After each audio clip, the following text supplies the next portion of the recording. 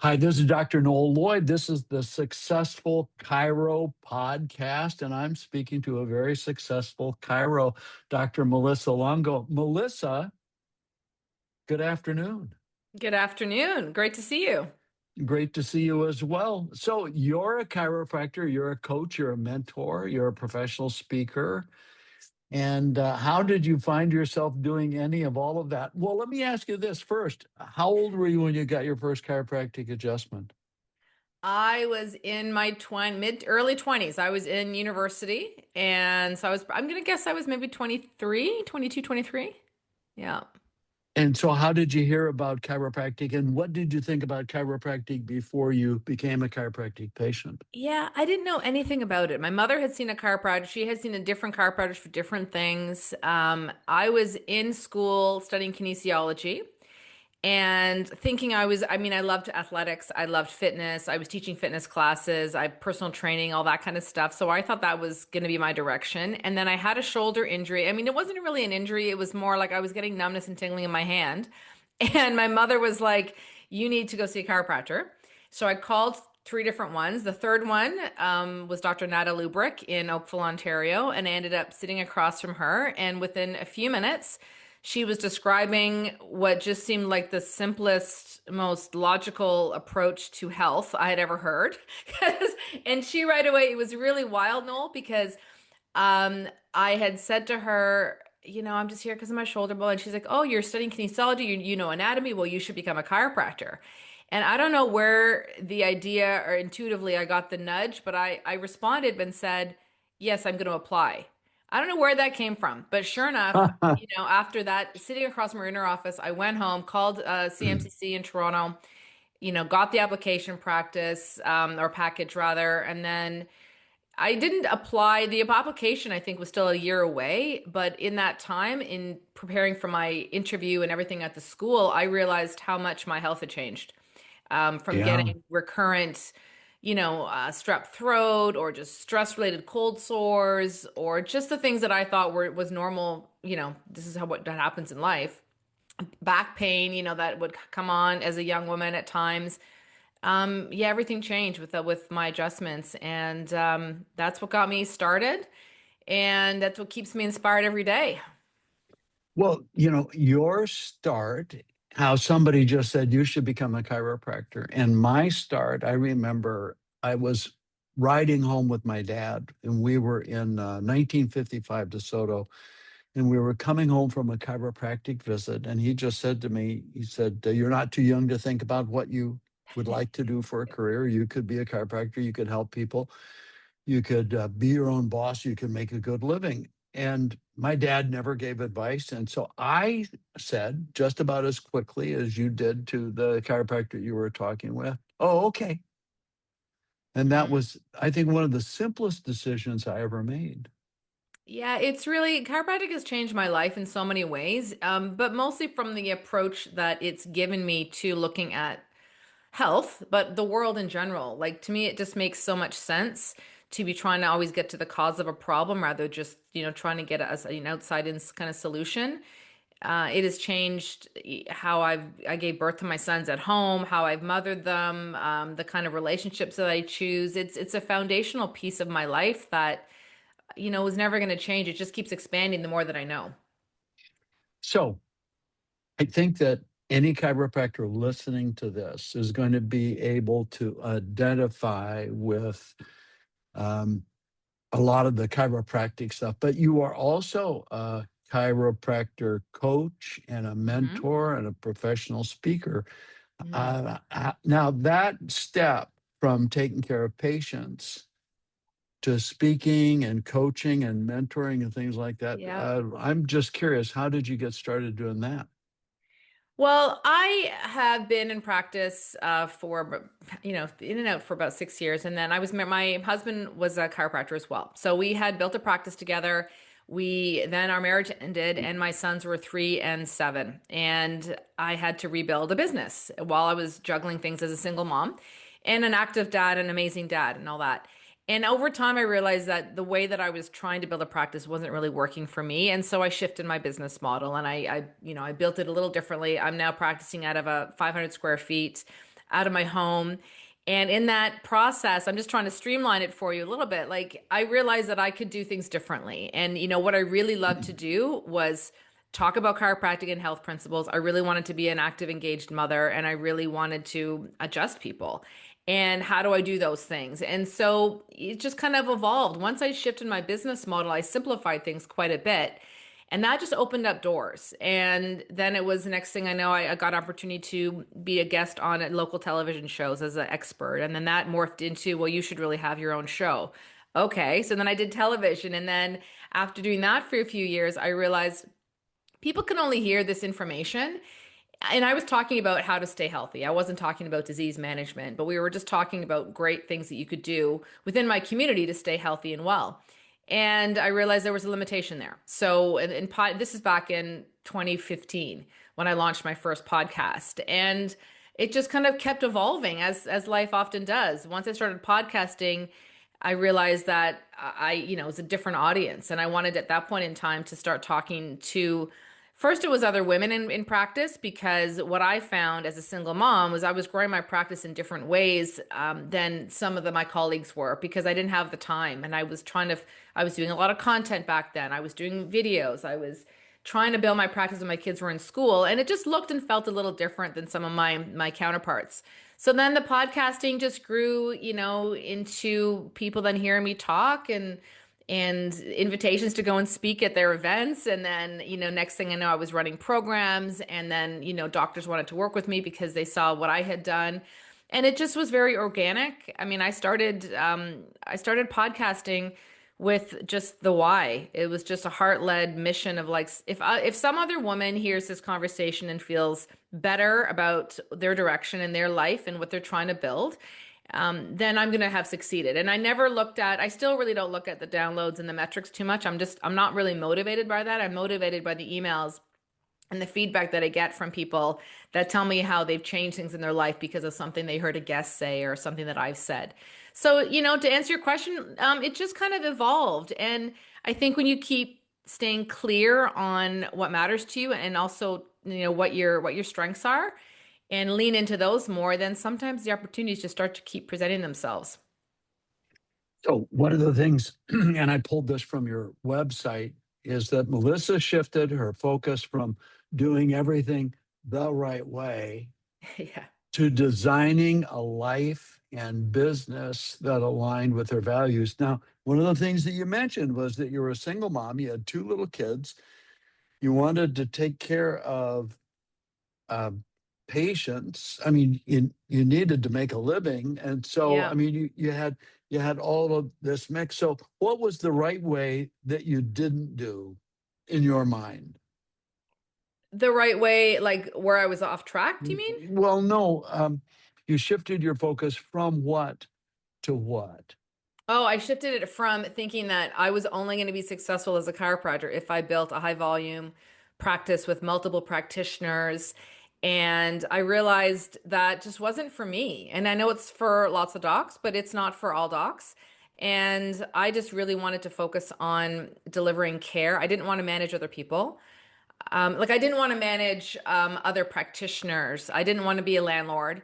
I really didn't care to manage another property. Like there was just all these different hats I was wearing that, the world, or at the time the coaches I had or what I was observing were, you will be successful when?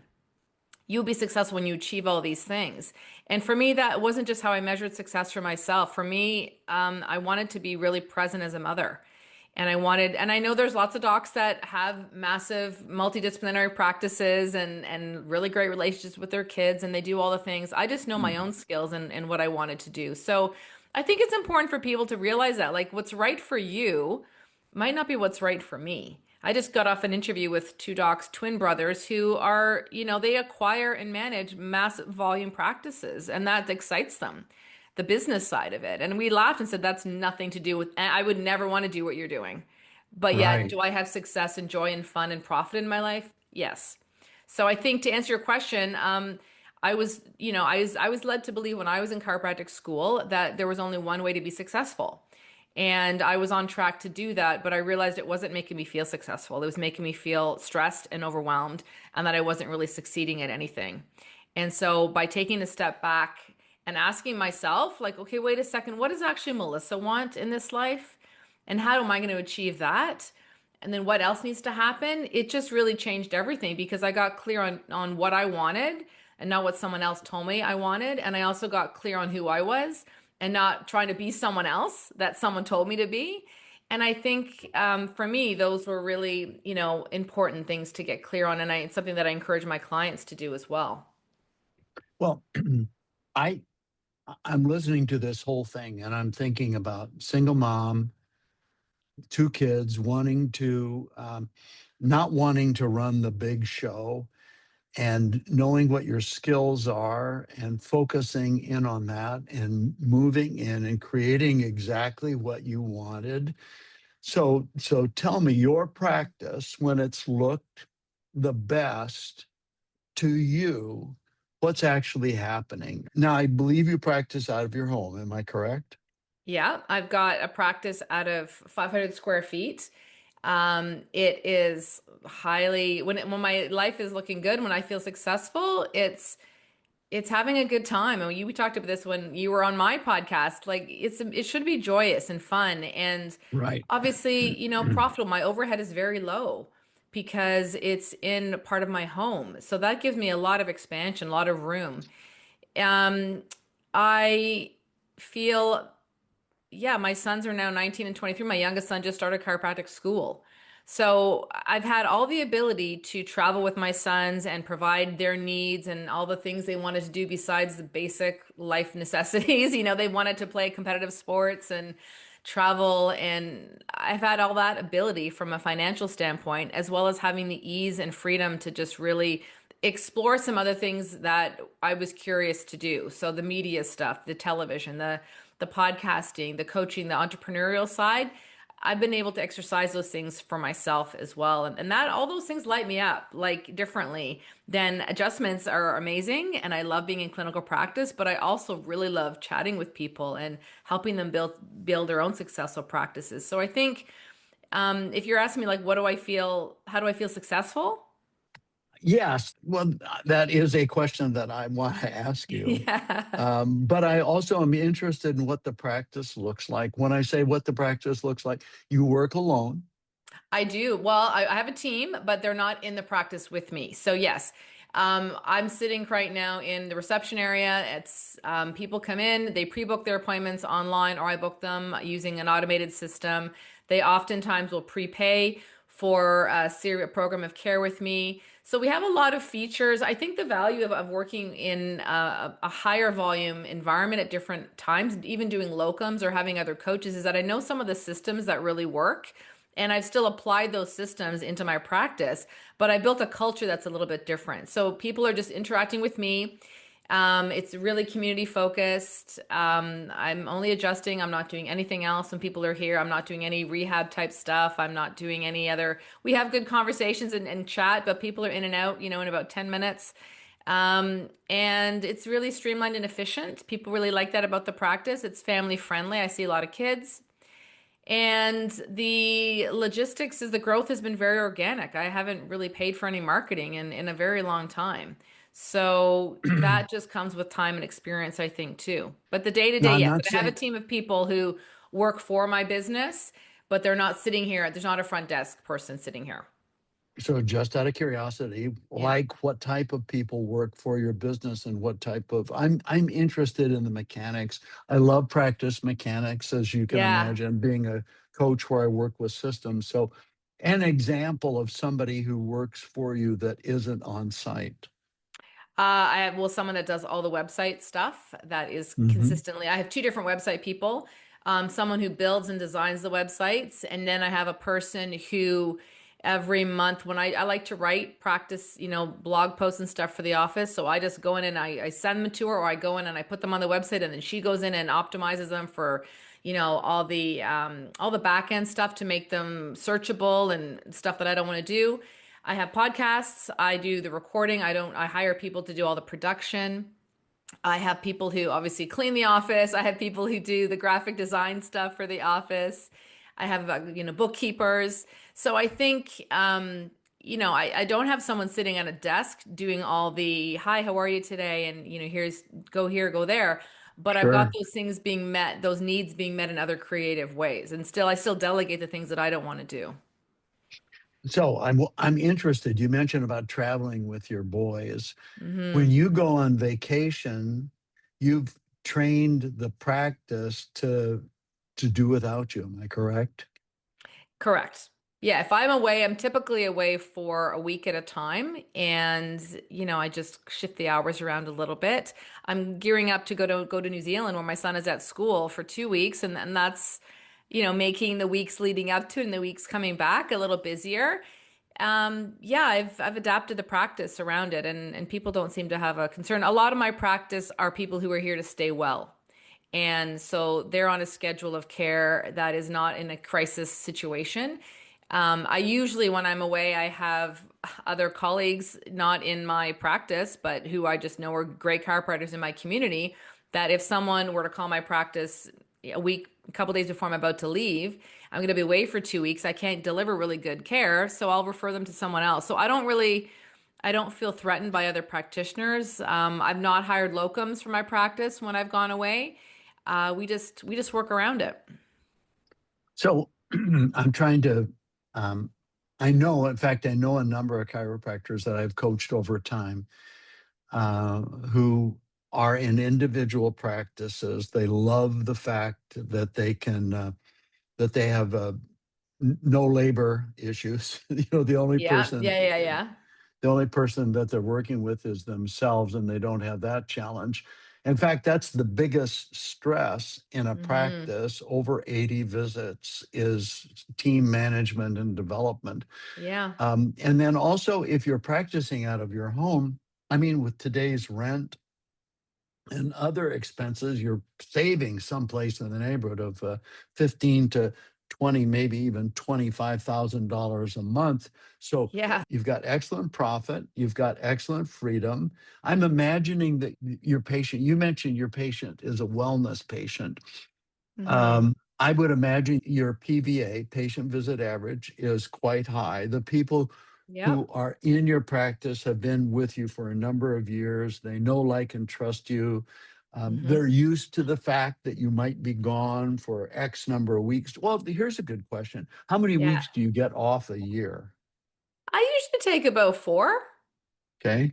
Yeah. I mean, I feel like I'm in the clinical practice like 25 hours a week. So I don't feel overworked. I think it's a beautiful thing when you can create a life that you don't feel you need a vacation from.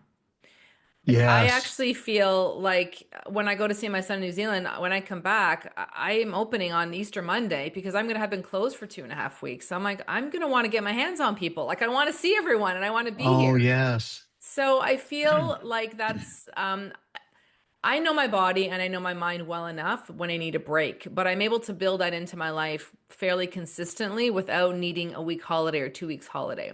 So Well, the most I've ever taken off at one time has been 2 weeks. But generally, I'll take a long weekend. I find the time in other ways, and I think that's really worked for me to stay healthy and whole rather than, work, work, work, take a week off, work, work, work. Like that kind of cycle for me yeah. hasn't worked, but everyone has to do what's right for them. I also live in a really beautiful place that in the summertime, I look outside and if it's warm and you're in California, I know, I'm in Ontario. We get a lot of snow and where I live in Seattle, Ontario. Seattle. Oh, Uh, forgive me. I was thinking I that's knew all you were right. Pacific That's time. okay. That's Okay, okay. so you know what winter and damp and rain is like then. Right, right. I do. But, I can easily, in the warmer months, be at the beach for half the day if I want to, any day, because I'm in the practice, afternoons, but not mornings some days, and then mornings and not afternoons other days. So I think if you can craft a schedule that really, affords you a really lifestyle that works for you, you don't need as much time off consistently. So I tell my clients all the time, if it's not fun, you're doing it wrong. Yeah, yeah. And that's a frequent question I have for clients. What are you having fun with? What are you excited about? What are you looking forward to? And it really, it makes sense to me that the way that you practice, that when you come back from New Zealand from visiting your son, that you'll be eager to get back to it, because the way that you've Mm. structured it, uh, it's not like walking on broken glass. No. You get to do this. You're a TGIMer instead of a Yeah. TGIFer, right? Yeah. Um, so I'm curious. I know that you coach, um, and you mentor, and you have clients. Tell me about your happiest clients. What do they all have in common? Oh, I think they feel the ease and the validation that they can do it differently. That you almost give them permission in some ways to think about their business Hmm. differently. I mean, a perfect example might be a client that I had, and she was a physiotherapist. She wasn't a chiropractor, but she was craving collaboration. She'd worked in university systems down in California, and she ended up buying a practice, and a small practice, and but she still wanted a little bit of everything. And so we were able to say, okay, this is your life. How are we going to make this work for you? And piece together the things that would give her some team environment, the things that would give her some fulfillment, the things that would give her the being in the academic circles. And I think that's what makes me happy. I actually 100% truthfully here, I've been looking at testimonials because we're going through a little bit of a rebrand with my website. And I was reading through some of the testimonials because I was curious. I'm like, I think I know what I do best with my clients, but let me see what they actually Hmm. say. Yeah. And What do maybe, they think? yeah, maybe you've done this as well. And one of the consistent things that I noticed was that my clients have said that I help them be more like themselves, that I help them get clear on what they wanted, and I help them be Yeah. happier and healthier, and helped really distill what was right for them, and gave them new ways to think about things through an objective lens. And so I think what makes me happiest is yeah, just seeing my doctors just feel happy and fulfilled and know that they can do things their way and not have to do the cookie cutter experience, or know that they can also define success on their terms, and that might change. I mean, like the work you do, sometimes being an associate is the absolute perfect fit for a person rather than trying to Right. run a whole business. Some people are destined to run massive businesses and be CEOs and not even adjust anymore if they want to. You, I know, are in a different situation, but you've thrived being a coach, right? And showing people how to build systems and automation that works. So I think that what makes me the happiest is reconnecting people to who they are and what they want, and then finding them a way to do it. Well, I think your model is wonderful, and I do know that it works for you, and I really respect the process that you went through. Um, I sense, I don't know that this is true, but I'm 99% sure that you're just a dynamite mom, and your kids love hanging out with you, and you actually put them first. I've talked to a number of young women Mm, who want to be great chiropractors, but also want to be wives and moms, and they hmm want to have that balance. And as far as that's concerned, one of the things that I teach my clients to do is to provide an opportunity for that person. And then more and more, there are young men that are saying, "Hey, I want to be able to spend some more time with the family." hmm Um, so let's say that somebody's listening to our podcast and they're thinking, I need to, um, I wonder what the process of not only getting in touch with Melissa is, but the process of thinking through, reimagining, changing some things.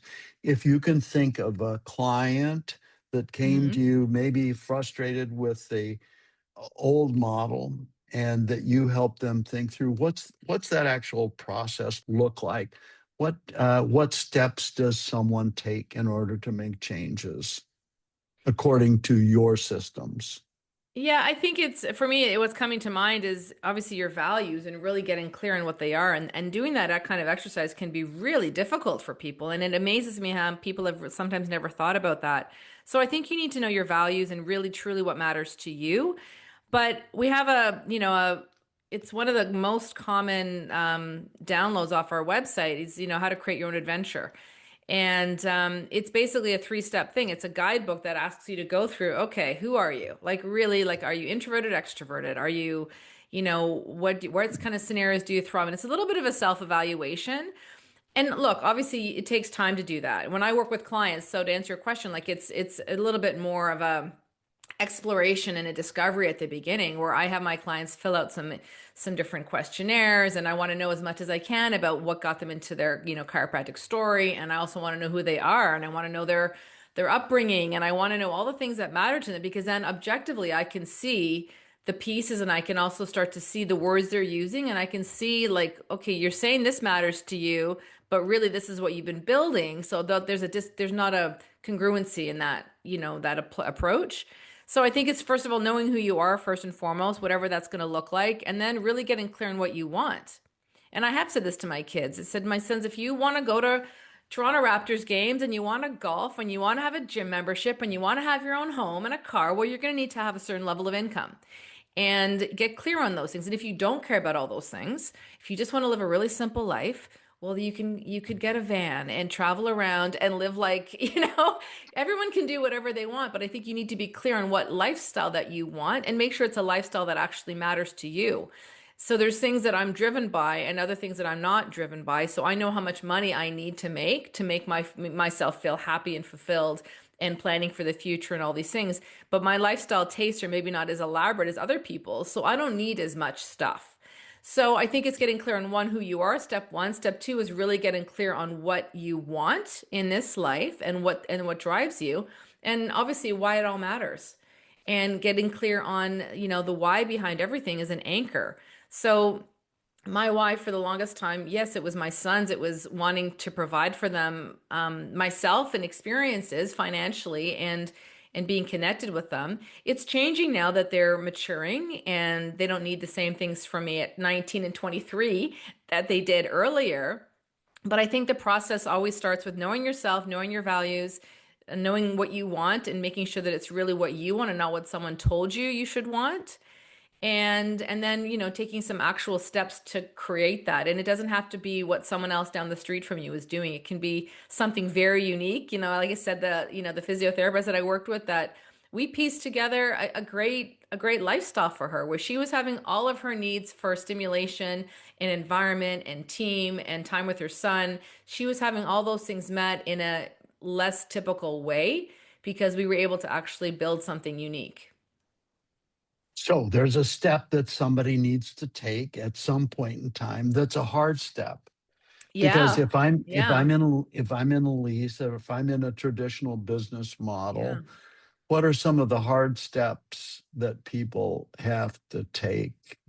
And what is that step, number one? And then number two, maybe you can give me a couple of examples of people who took the hard steps and how they came through it. Well, I think oftentimes, a life of ease is not met with easy steps, right? There's always some kind of Right? challenge or dysfunction. When I first moved my practice into this location, I was trying to sell my house. And I also owned a business property with my ex-husband where my practice was at. And I was trying to buy another property. So there was and I was just growing my practice. So there was a lot of financial strain at that point in time. But you have to, at some level, trust in yourself and be okay with risk and take a leap and have the right people around you. Coaches and mentors are key, obviously, and friends and what spiritual advisors or family or, you know, I think that, yeah, there's always a hard step to be taken. And for some people, that hard step is letting go of a team member. Some people, it's really realizing that they need to relocate their practice into a different space. Like there's a lot of things in practice that we face over the marathon of, I've been in practice almost 24 years. So there's lots of things that have happened that have not been easy, but getting through them and making those hard choices, knowing that they are grounded in the why and the what that I want, have led to more ease in general. Yeah, So I hope that's gives you enough of an example, but that's a it's good example.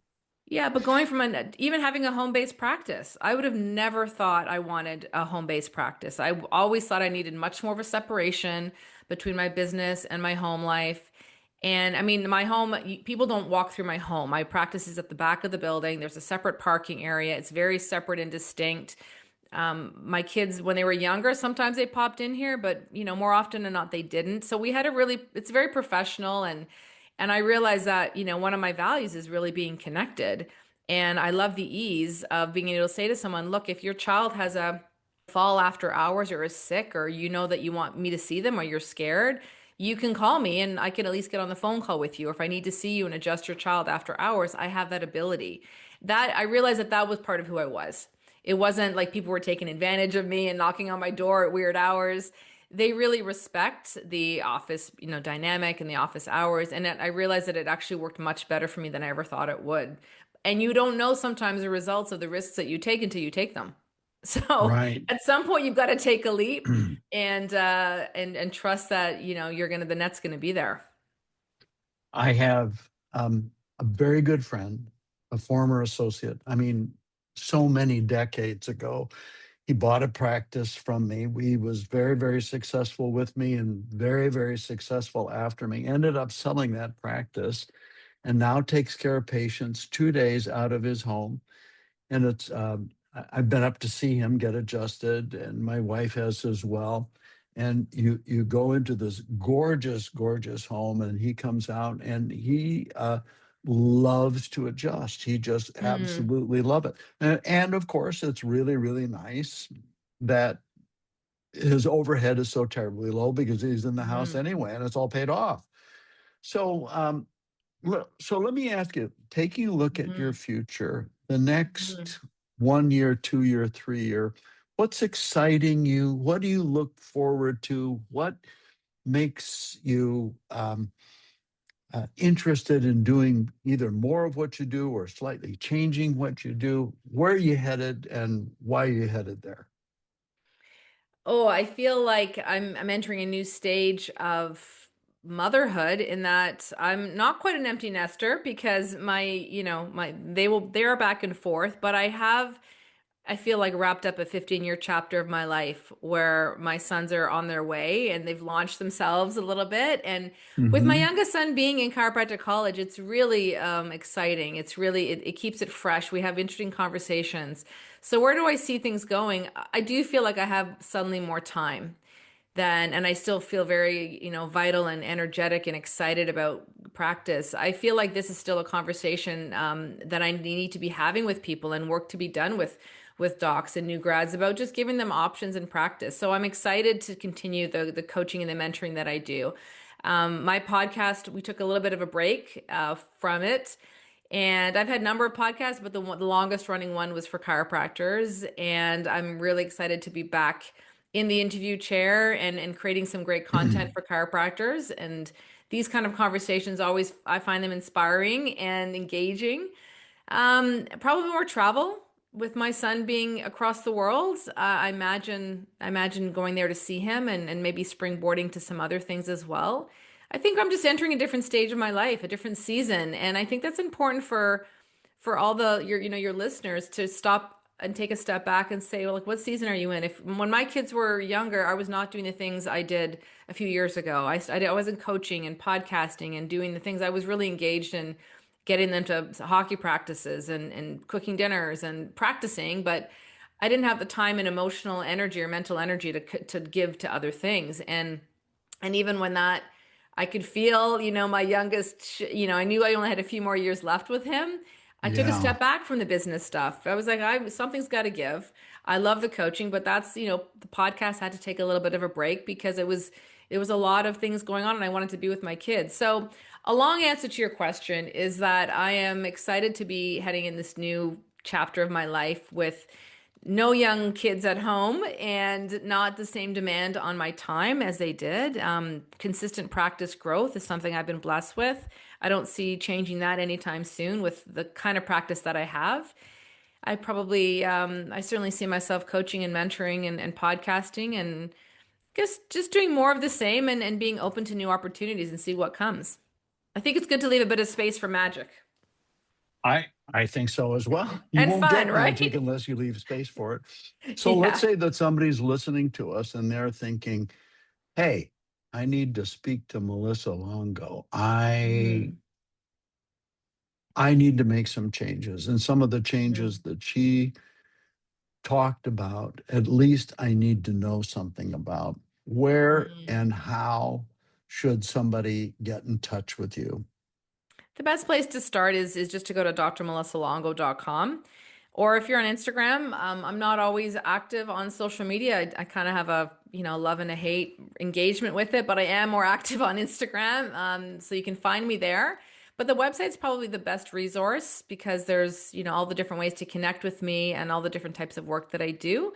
But the podcast is also a great resource, I think, because you can just listen to the conversations and other Yeah, docs too. And I think, you'll find that on all the podcast players. It's called Rockstar Doctor Life.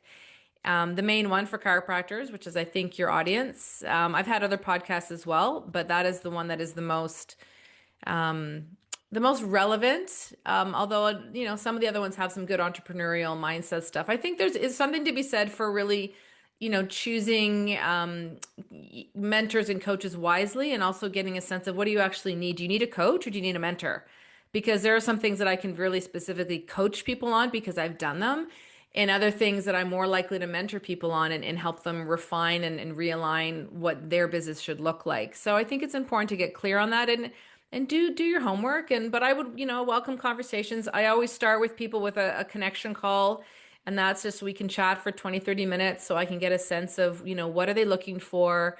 Am I the right fit? Can I actually right, help them address the concerns they have? And what is that going to look like? And if that's the case, then it's a matter of, where do we go from here? I work with some people just for, 6 to 12 phone calls, 3 to 6 months. Some people I've worked with for years. Some people I've worked with just for one specific question. And we get on the call for, 90 minutes and work with a solution. And I have group training programs. The next one won't be till the fall, but that's also another way to work with me. But that's all comes back down to the website. So go to drmelissalongo.com and you'll find all the answers. Melissa, it's been a treat. I really appreciate your time. I have a lot of respect for what you do.